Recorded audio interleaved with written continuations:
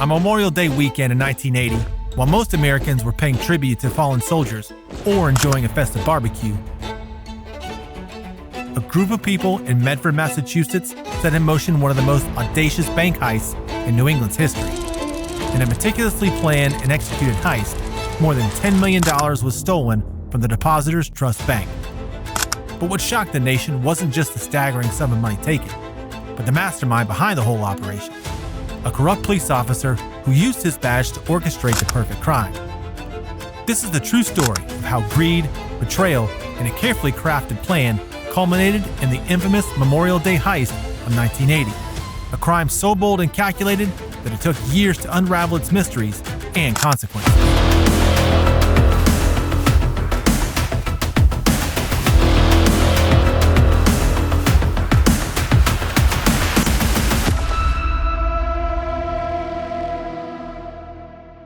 Memorial Day is a solemn occasion in the United States, a day dedicated to honoring the brave souls who have given their lives in service to their country.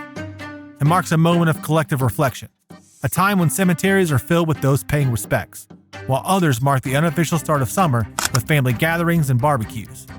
However, in 1980, while the whole nation remembered its fallen heroes, a group of men decided to commemorate the weekend in a very different way. This group, composed not of hardened criminals, but of those sworn to protect and serve, orchestrated one of the biggest bank heists in the history of New England. Their target was the Depositors Trust Bank in Medford, Massachusetts, which is a pillar of financial security, its vaults filled with the hard-earned savings of the community. However, unbeknownst to the citizens, a group of police officers, Captain Gerald Clemente, Sergeant Joseph Bangs, and Lieutenant Thomas Doherty, were plotting a heist that would become infamous in the annals of crime. What began as a discussion among friends about robbing a television store quickly escalated into an elaborate plan to steal millions of dollars in cash and jewelry. With the help of accomplices, including safecrackers and alarm experts, they devised a plan that would exploit their insider knowledge and the trust placed in them by the community. The heist was not just another job for these men. It was a meticulously planned operation that took advantage of their insider knowledge, connections, and ultimately, their unchecked greed. As the Memorial Day weekend approached, the officers, driven by greed and a sense of invincibility, set their plan into motion. What followed was a meticulously executed robbery that would leave law enforcement agencies scrambling to uncover the truth. The consequences of their actions would reverberate throughout the community, leading to investigations that exposed the depths of corruption within the very institutions meant to uphold the law. The planning for the Memorial Day heist began with a simple conversation among the corrupt officers. Gerald Clemente, a captain in their Metropolitan Police Department, was approached by his colleagues, Thomas Doherty and Joseph Bangs, with an idea that quickly evolved from a petty robbery to a full-scale bank heist. They recognized that the Depositors Trust Bank, known for its large cash reserves, was the perfect target. Realizing that they would need additional expertise to pull off such a heist, the trio began assembling a team. They brought in Arthur "Bucky" Barrett, a skilled safecracker and alarm expert, to handle the technical aspects of the job. To assist with the heavy lifting, they enlisted Kenny "Charlie" Holmes, a man known for his brute strength and willingness to get his hands dirty. Finally, Joseph brought in his friend Francis "Brother" O'Leary, whose exact role in the heist remained unclear, but was likely meant to provide moral support or serve as an extra pair of hands. Each member of the criminal enterprise played a crucial role, leveraging their law enforcement backgrounds to devise a plan that would minimize risk and maximize reward. The group gathered in Joseph Banks' basement, where Gerald laid out the details of the heist. Their target was the vault inside the Depositors Trust Bank, which housed not only over 1,000 safe deposit boxes, but also a large safe containing millions of dollars in cash. However, accessing the vault would be no easy task. The bank was equipped with a sophisticated alarm system. The vault was protected by 18 inches of steel-reinforced concrete, and the safe itself was secured behind a time-locked door. Inside the vault was a safe and 1,000 double-key deposit boxes. Bucky Barrett, the team's alarm expert, was tasked with disabling the bank's silent alarm.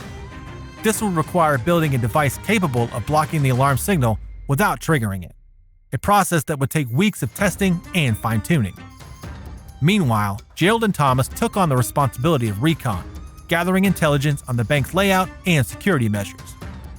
Gerald spent his nights observing the comings and goings of people near the bank, while Thomas used his access to a safe deposit box to familiarize himself with the vault's dimensions and layout. The plan hinged on a crucial element: gaining access to the vault without arousing suspicion. Gerald proposed entering through the shop next door, which shared a wall with the bank. A simple lockpick would grant them access to the shop's attic, from which they could break through the concrete wall separating the two buildings. Once inside the bank's crawl space, they would face the daunting task of penetrating the vault's 18-inch steel-reinforced concrete wall. But with the right tools, carbide drill bits, blowtorches, and a little dynamite, they believed they could overcome this obstacle. Timing was everything. The heist was scheduled for Memorial Day weekend, when the bank would be closed, and the noise from nearby carnival celebrations would help mask the sound of drilling and explosions. Once inside the vault, Bucky would work on opening the safe, while Joseph and Francis would start breaking into the safe deposit boxes. Gerald and Kenny would focus on the other side of the vault, working their way through the boxes as quickly as possible. Thomas, acting as a lookout, would patrol the streets outside, keeping an eye out for any signs of trouble and signaling the all clear every 30 minutes.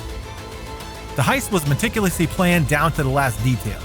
The officers used their knowledge of police procedures to create a distraction, ensuring the bank would be vulnerable at the right time. They timed the robbery to coincide with the Memorial Day festivities, knowing that many officers would be preoccupied with the celebrations. This calculated move allowed them to operate with a sense of security, believing that their positions would shield them from suspicion. The plan was ambitious, but not without risk. They knew that they had one night to pull it off, and if anything went wrong, the consequences would be severe. But the potential reward, a haul worth millions, was too tempting to resist. With everything in place, they prepared to execute what they believed would be the perfect crime. As Memorial Day weekend began, the team was ready. On May 26, 1980, the day of the heist, the officers put their plan into action. As the community celebrated Memorial Day, the group arrived at the Depositors Trust Bank, equipped with tools and a well-rehearsed strategy. The heist started smoothly, with Bucky's device successfully bypassing the bank's alarm system. Gerald easily picked the lock of the shop next door, granting the team access to the attic. From there, they used sledgehammers and dynamite to break through the concrete wall, their efforts masked by the noise of the nearby carnival. They executed the robbery with precision, using their authority as police officers to gain access to the bank without raising alarms. The heist unfolded with chilling efficiency. The officers quickly subdued the bank staff and customers, ensuring that no one could interfere with their operation. By 3 a.m., they had breached the vault, and Bucky began working on the safe. It took another hour to get the safe open, and during that time, the others started breaking into the safe deposit boxes. However, they quickly realized that the boxes were more difficult to open than anticipated, each one taking over 15 minutes to crack. With over 1,000 boxes to get through, they knew they wouldn't have time to empty them all. But there was a bigger problem. When Bucky finally opened the safe, they discovered that the bank had removed most of the cash before the weekend, transferring it to the Federal Reserve. Instead of the millions they had expected, they only found about $60,000. The team was furious. After all their planning and hard work, this paltry sum was like a slap in the face. Refusing to accept defeat, they decided to return to the bank over the next 2 days to continue breaking into the safe deposit boxes. By the end of the weekend, they had cleared out every box, making off the total haul of $10 million in cash and $5 million in jewelry. The sheer audacity of their actions was staggering. These men, sworn to protect the public, were now engaged in a calculated theft that would net them millions. It was the largest bank theft in New England history. And for a moment, it seemed like they had pulled off the perfect crime. As they loaded the money into their getaway vehicles, they left behind no evidence. No fingerprints, no DNA, nothing that can link them to the crime. Their knowledge of police procedures allowed them to evade detection, and they slipped away into the night, leaving the community in shock when the robbery was discovered. Back at Joey's basement, the team divided their spoils. The cash was split evenly, but the jewelry presented a problem. Unlike cash, jewelry can easily be traced, making it dangerous to sell. They decided to hold on to it for the time being, with Joey and Bucky taking responsibility for its safekeeping. The team agreed to lay low for the next 6 years, the statute of limitations for their crime, believing that if they stayed out of trouble, they would be in the clear. However, they hadn't counted on the allure of easy money or the destructive power of greed. On Tuesday, May 27, 1980, the bank employees arrived to find the vault empty, its contents ransacked. The news of the heist quickly spread, and the FBI were called in to investigate. Their first move was to collaborate with the local police, specifically Sergeant Tommy Doherty, unaware that he was one of the masterminds behind the crime. Initially, there were no leads, no witnesses, no fingerprints, no burglary tools, and the police were baffled by the lack of evidence. Despite the FBI's suspicions, Gerald remained confident. He knew the ins and outs of police investigations and was careful to cover his tracks. His alibi was airtight, supported by his mistress, who claimed he had been with her all weekend. As the FBI struggled to find any concrete evidence, it seemed like the team might actually get away with it. But as time went on, the members of the crew began to crack. The thrill of the heist, combined with the influx of cash, led to reckless behavior. Joey continued to serve as a police sergeant while becoming deeply involved in the drug trade, using his newfound wealth to fund a cocaine habit. This drew the attention of the DEA, who began investigating him for drug trafficking. His life took a dramatic turn when he was shot by Doherty. Surviving the incident, Banks became a key witness in the investigation, ultimately implicating Doherty in revealing their roles in the heist.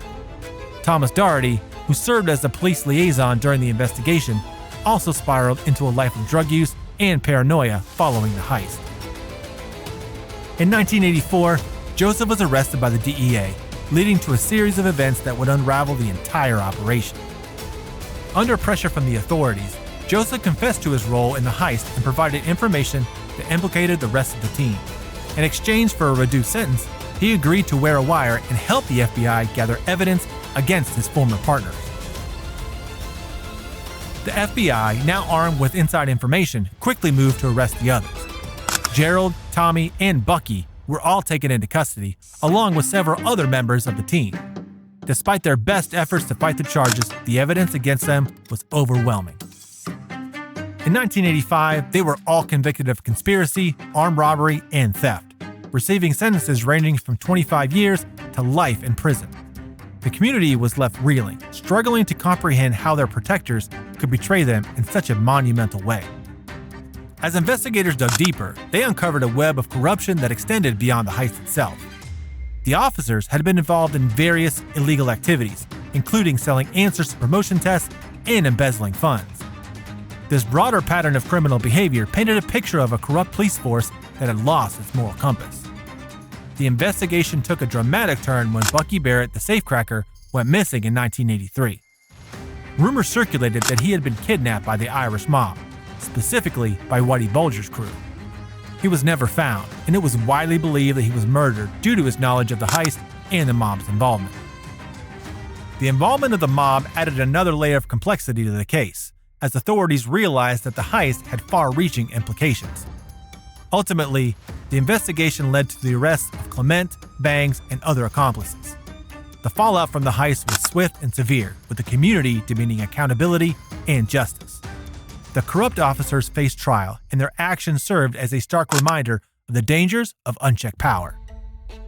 The Memorial Day heist not only resulted in the loss of over $10 million, but also shattered the trust between law enforcement and the community. The scandal exposed the vulnerabilities within the police department and prompted widespread reforms aimed at restoring integrity and accountability. In the years that followed, the case became a cautionary tale, highlighting the potential for corruption within institutions meant to uphold the law. Documentaries, books, and articles chronicled the heist, ensuring that the story of the corrupt officers would not be forgotten. The Memorial Day heist of 1980 remains one of the most notorious bank robberies in American history, not just for the size of the haul, but for the people involved. The crime was carried out by those who had sworn to uphold the law, men who exploited their positions of power for personal gain. In the end, their greed and arrogance proved to be their downfall, as their inability to stay out of trouble drew the attention of the very authorities they had once evaded. If you enjoyed this video, please like, comment, and subscribe to Breakout Bank for more videos.